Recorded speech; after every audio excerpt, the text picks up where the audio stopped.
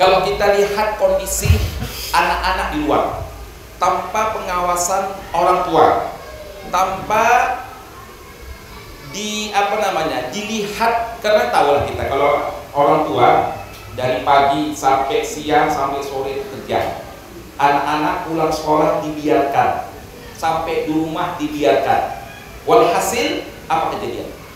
Kalau anak-anak kita tidak dibimbing dan dibina secara akidah Islam, ini penyalahgunaan obat-obatan terlarang. Ya. Tanpa pengawasan orang tua sibuk, apalagi dia mamanya kerja, mamanya itu orang sibuk pebisnis, nggak mungkin dilihat lagi. Anak-anak kita pasti rentan ini penyalahgunaan obat-obatan. Kemudian yang kedua, cyberbullying. Kuat pun kita bapak dan ibu di sekolah, agama kita kuat di sekolah ini, tapi tak ada dukungan masyarakat dengan orang tua, percuma. Karena pendidikan itu sebagaimana bapak dan ibu ketahui ada 3. Di rumah ada pendidikan, di masyarakat ada pendidikan, apalagi di sekolah. Kalau hanya sekolah saja kuat, orang tua nggak kuat, apalagi masyarakat nggak kuat, ya gimana kita mau membina anak-anak ini? Ya. Anak-anak itu bapak dan ibu, semua kita tahu, mereka lebih cepat nangkap hal negatif daripada positif. Cepat kali orang itu menangkap negatif daripada positif. Mereka lebih cepat mengungkapkan kata-kata kotor daripada kata-kata positif. Berbeda dengan zaman dahulu. Kalau zaman sekarang, mereka lebih menonjolkan kata-kata kotor. Seluruh macam nama-nama hewan di kebun binatang ada sama mereka. Dilontarkan sama kawan-kawannya. Cyberbullying. Kemudian ini nomor 3. Sekarang anak-anak kelas 6 SD udah berani bilang mama papa sama kawan-kawannya. Iya betul Bapak Ibu. Ini fakta. Sudah berani main pacar-pacaran. Wah, kalau dulu aku mana berani kayak gitu. Mana ada dulu pacar awal waktu SD? Mana ada? Ya, paling tidak puber-pubernya tuh SMP kelas 3 atau kelas 1 SMA, itu pun udah puber-pubernya. Itu pun masih malu-malu. Masih ngirim-ngirim surat. Kalau sekarang, ya Allah, coba Bapak Ibu cek isi WA-nya. Udah sayang-sayangan. Anak SD udah sayang-sayangan sama kawannya yang perempuan sama SD. Udah bilang mama papa, udah bilang mami papi, ada bilang ayah bunda. La ilaha illallah Muhammad. Ayam beb juga ada bilang begitu. Karena masyarakat ini Bapak dan Ibu, masyarakat anak-anak ini lebih gampang, lebih nangkap hal-hal negatif daripada positif. Lebih cepat kali nangkap negatif daripada hal-hal yang positif. Kalau mohon maaf, kalau namanya pornografi, anak-anak lebih cepat nangkap. Mohon maaf, banyak kali di dinding-dinding itu alat kelamin laki-laki tergambar di dinding. Di mana-mana tempat di sekolah-sekolah banyak tertinding. Nah, apa penyebabnya itu tadi? Itu memang fakta. Kalau yang namanya hal-hal negatif sudah meracuni anak kita, lebih cepat nangkapnya daripada hal-hal yang positif. Ya sudah, memang tidak bisa kita pungkiri lagi, memang ini sudah akhir zaman. Sudah akhir zaman memang seperti begini. Lemah kita. Kemudian tawuran. Oh, ini anak-anak geng-geng.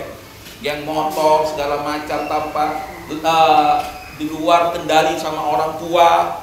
Geng motor, tawuran, dia yang merasa paling hebat. Di sekolah udah oke. Di sekolah pendidikan moral udah oke. Kita udah mati-matian nih mendidik anak-anak kita berakhlak. Sekarang tanggung jawab orang tua lah di luar sama masyarakat. Kita udah full tank. Udah full tank kita mendidik anak-anak ini. Jadi jangan disalahkan sekolah kok kayak gini anak saya. Ya, jangan salahkan kami 100%. Bapak lah sama ibu kok nggak mendidik anaknya di rumah.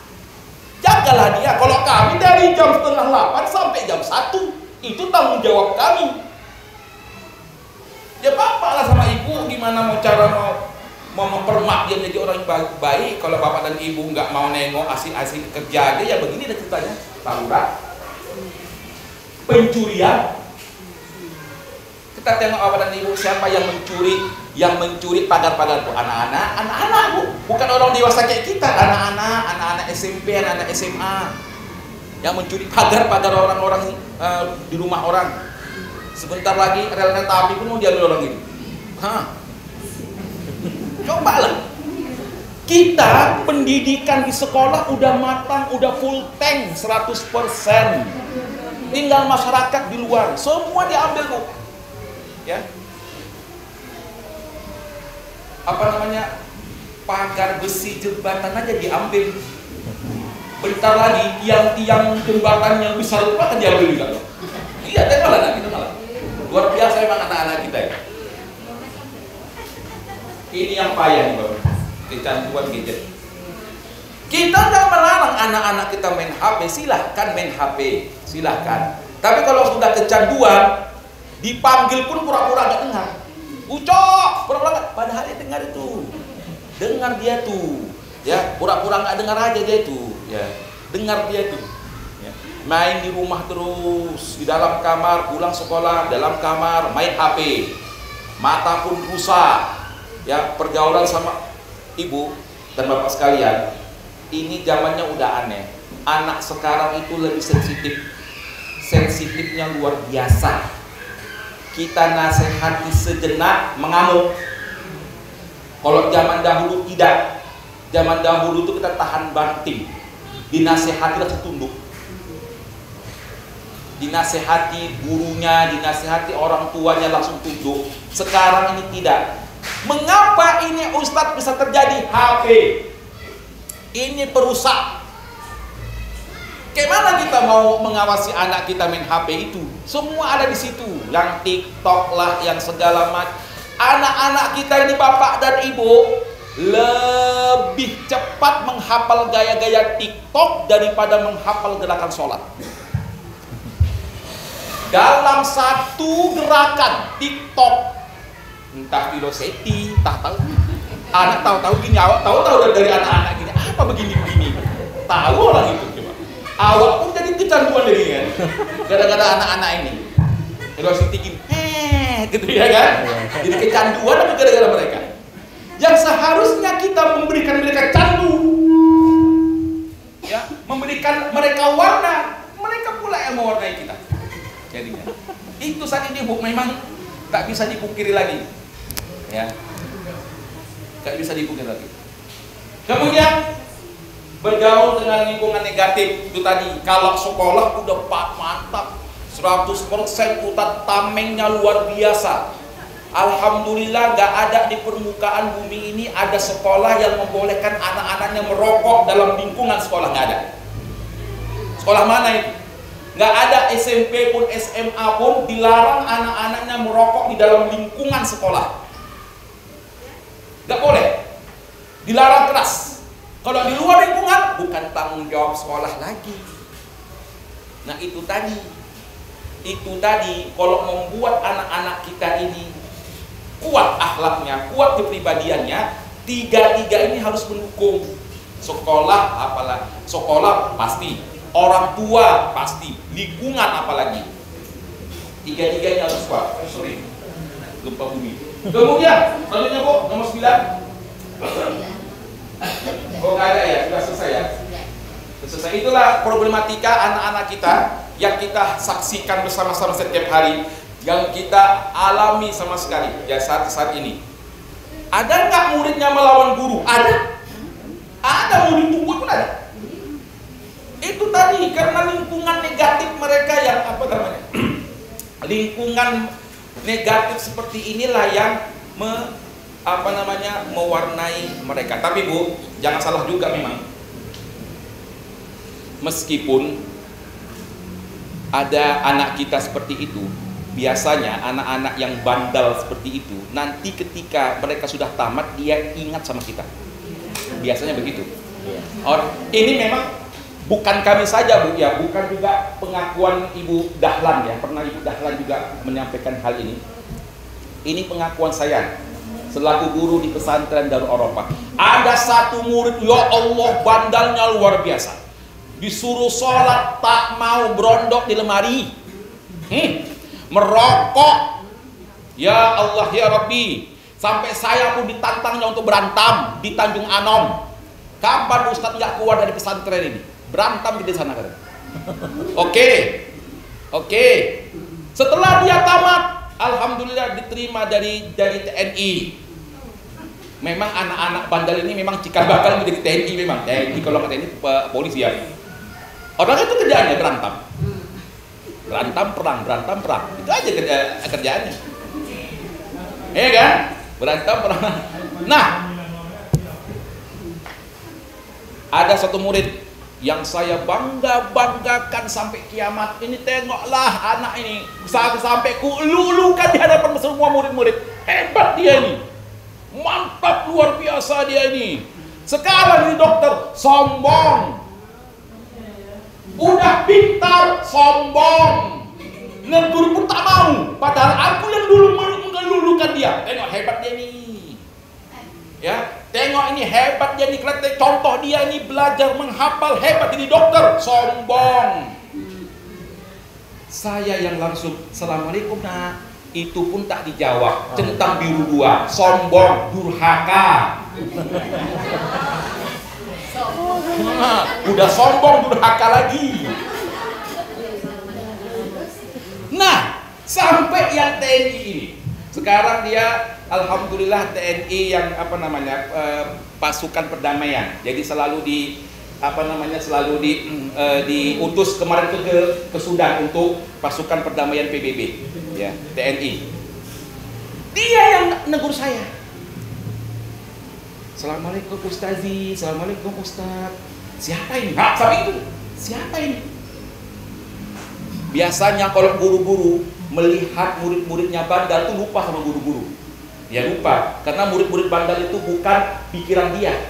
Yang di dalam pikiran guru itu murid-murid pintar. Sampai saya, ini siapa ini? Waalaikumsalam, aku bilang, siapa ini? Ya Allah, Ustadz nggak kenal dengan saya. Dulu Ustadz pernah mendidik saya, dulu Ustadz pernah menghukum saya, dulu Ustadz pernah saya ajak untuk berantem. Ingat dengan saya Ustadz. Wih, baru saya kenal, oh kamu si Andi kan? Iya Ustadz, alhamdulillah Ustadz, dengan didikan Ustadz saya bisa bahasa Arab, saya bisa bahasa Inggris, dan sekarang saya diutus ke Sudan dan Libanon. Semua saya yang bisa bahasa Arab Ustadz. Terima kasih Ustadz, datang dia berkali-kali ke pesantren, udah 10 kali datang, bawa istrinya, bawa anak-anaknya, berterima kasih luar biasa. Padahal udah kelupakan dia. Udah kelupakan dia. Dia pula yang ingat sama saya. Dia pula yang ingat sama saya. Yang pintar ini, yang selalu saya elu-elukan, yang selalu saya bangga-banggakan di hadapan manusia di permukaan bumi ini. Kalau itu saya bahasakan, saya assalamualaikum dahulu, dua pun tak dijawabnya. Pernah sekali jumpa di Carrefour, paling muka dia. Durhaka. Sampai penangis aku gara-gara itu coba. Dahulu pernah aku lulukan dia, pernah aku puji-puji dia, juara umum di pesantren, ya, sampai jadi orang sukses pun tak mau. Ya kan? Daripada anak saya yang tadi yang bandal, jadi alhamdulillah jadi tentara, ya, tentara perdamaian di Sudan dan di Libanon. Cuman dia yang bisa bahasa. Karena didikan siapa? Didikan kami di pesantren dari Eropa. Alhamdulillah dia pula yang patuh. Jadi Bapak dan Ibu, memang beginilah memang keadaannya. Biasanya murid-murid bandal itu Bapak dan Ibu, nanti waktu dia sudah menjadi orang sukses, dia yang ingat sama kita. Itu biasanya seperti begitu. Dia yang ingat sama kita. Namun murid-murid yang selalu kita elu-elukan dan kita bangga-banggakan, sukses dia yang lupa sama kita. Betul tuh Bapak. Ya, itu fakta. Saya sudah mengalaminya. Fakta. Nah, Bapak Ibu yang dimuliakan oleh Allah Subhanahu wa taala, apa solusinya? Apa solusinya Ustaz melihat kayak gini anak-anak di sekolah sudah matang, tapi orang tua sama lingkungan nggak matang. Satu-satunya cara, kata Ustadz Abdus Somad, satu-satunya lembaga benteng terakhir umat Islam ini adalah pesantren. Pesantren. Kenapa harus di pesantren? Pesantren mana boleh main HP, pesantren mana boleh main kereta, pesantren mana boleh main gadget. Semuanya fokus untuk belajar dan beribadah. Seperti kami dari pesantren Darul Arafah 6 tahun di sana, dan alhamdulillah banyak lulusan, ada 136 diterima di PTN, ya, PTN Nasional seluruh Indonesia. Kemudian ada 213 di Petekin, ya, di UIN seluruh Indonesia diterima untuk tahun ini. Yang ke Mesir dapat beasiswa ada 15 orang, ke Madinah ada 5 orang, ke Malaysia itu ada program beasiswa itu 3 orang. Alhamdulillah semuanya jelas universitasnya, nggak ada yang mencari-cari lagi. Jadi PTN dan Petekin beserta PTN internasional dan Petekin internasional, Mesir, Madinah, itu alhamdulillah pada tahun ini kami dapat banyak, alhamdulillah. Dan sebab itu satu-satunya cara untuk membentengi anak-anak kita dari hal-hal yang tidak kita inginkan adalah pesantren.